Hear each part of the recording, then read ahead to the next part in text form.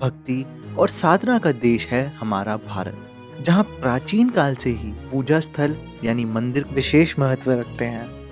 यहाँ कई मंदिर ऐसे भी हैं जहाँ अविश्वसनीय चमत्कार देखने का भी दावा किया जाता है। जहाँ स्थानीय लोगों के लिए ये चमत्कार तो अन्य लोगों के लिए ये आश्चर्य का विषय है।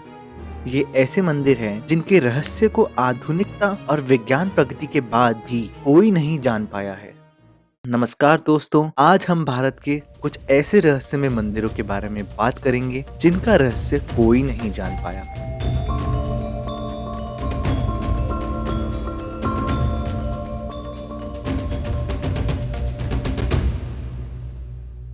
करणी माता का मंदिर राजस्थान के बीकानेर में स्थित यह मंदिर बहुत ही अनोखा मंदिर है। अनोखी बात यह है कि इस मंदिर में लगभग 20,000 काले चूहे रहते हैं। लाखों की संख्या में पर्यटक और श्रद्धालु यहाँ अपनी मनोकामनाएं पूरी करने के लिए आते हैं। करणी देवी, जिन्हें दुर्गा का अवतार माना जाता है, कि इस मंदिर को चूहे वाला मंदिर भी कहा जाता है। यहाँ चूहों को काबा कहते हैं और इन्हें बाकायदा भोजन कराया जाता है। यही नहीं, इनकी सुरक्षा का भी पूरा ख्याल रखा जाता है। यहाँ इतने सारे चूहे हैं कि आपको पाँव भी घसीट घसीट कर चलना पड़ेगा।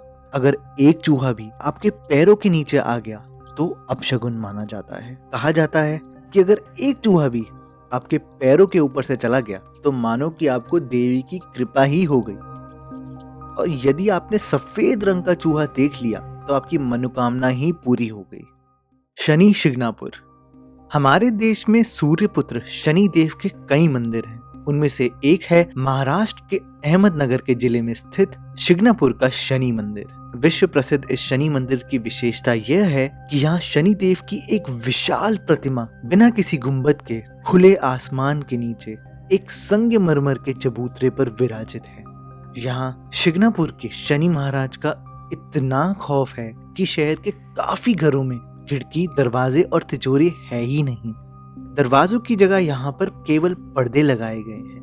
ऐसा इसलिए है क्योंकि यहाँ पर चोर ही नहीं होते। कहा जाता है कि जो चोरी करता है उसे शनि महाराज स्वयं ही सजा देते हैं। इसके कई प्रत्यक्ष उदाहरण देखे गए हैं। शनि के प्रकोप से मुक्ति के लिए यहाँ विश्व भर से हर शनिवार लाखों श्रद्धालु आते हैं। मेहंदीपुर का बालाजी मंदिर। राजस्थान के दौसा जिले में स्थित मेहंदीपुर का बालाजी धाम भगवान हनुमान के 10 प्रमुख मंदिरों में से एक है। माना जाता है कि इस स्थान पे हनुमान जी साक्षात विराजमान करते हैं। यहाँ देखा गया है कि जिन व्यक्तियों पर बुरे प्रेत आत्माओं का वास होता है, वे प्रेतराज सरकार और कोतवाल कप्तान के मंदिर के अंदर आते ही चीखने चिल्लाने लग जाते हैं और फिर वे बुरी आत्माएं, भूत, पिशाच आदि पल भर में ही पीड़ित के शरीर से बाहर निकल जाते हैं। ऐसा कैसे होता है यह कोई नहीं जानता, लेकिन सदियों से लोग भूत प्रेत और बुरी आत्माओं से मुक्ति के लिए दूर दूर से यहाँ आते हैं। हैरानी की बात यह है कि इस मंदिर में रात में रुकना मना है। उज्जैन का काल भैरव मंदिर। क्या मूर्ति शराब पी सकती है? आप कहेंगे नहीं, कतई ही नहीं। भला मूर्ति कैसे मदिरा पान कर सकती है? मूर्ति तो बेजान होती है। बेजान चीजों को भूख प्यास का एहसास ही नहीं होता, इसलिए वह कुछ खाती पीती भी नहीं। लेकिन नहीं, उज्जैन के काल भैरव मंदिर में ऐसा नहीं होता। उज्जैन के इस मंदिर में काल भैरव को ना सिर्फ शराब चढ़ाई जाती है, बल्कि बाबा भी मदिरा पान करते हैं। उज्जैन में ये एक हिंदू मंदिर है जो हिंदू देवता भैरव को समर्पित है। इस मंदिर के बारे में चौंकाने वाली बात यह है कि काल भैरव की मूर्ति मदिरा पान करती है, इसलिए यहाँ मंदिरों में प्रसाद की जगह शराब चढ़ाई जाती है और यही शराब यहाँ प्रसाद के रूप में बांटी भी जाती है। कहा जाता है कि काल भैरवनाथ इस शहर के रक्षक हैं। इस मंदिर के बाहर साल के 12 महीने और 24 घंटे शराब उपलब्ध रहती है। ज्वाला देवी मंदिर। ज्वाला देवी का मंदिर हिमाचल के कांगड़ा घाटी के दक्षिण में 30 किलोमीटर की दूरी पर स्थित है। यह मंदिर मां सती के 51 शक्ति पीठों में से एक है। हजारों वर्षों से यहाँ देवी के मुख से निकलती अग्नि आज भी रहस्यमय बनी हुई है। इस जगह का एक अन्य आकर्षण तांबे का पाइप है जिसमें से प्राकृतिक गैस का प्रवाह होता है। इस मंदिर में आग की अलग अलग 9 लपटें निकलती हैं जो अलग अलग देवियों को समर्पित हैं। वैज्ञानिकों के अनुसार यह एक मृत्यु ज्वालामुखी की अग्नि हो सकती है। चीनी काली मंदिर।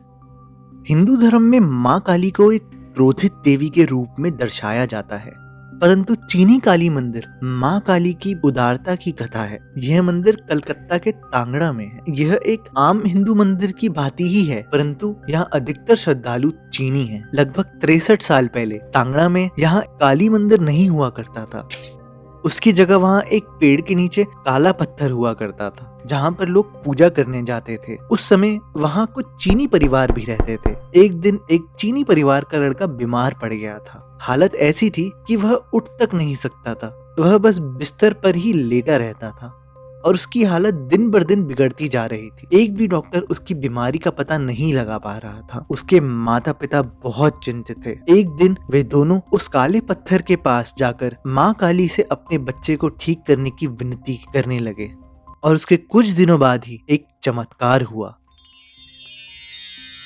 वह बच्चा अचानक से ही ठीक हो गया कि मानो उसे कुछ हुआ ही नहीं था। इस कारण से वहां रहने वाले चीनी लोगों के लिए वह जगह खास हो गई।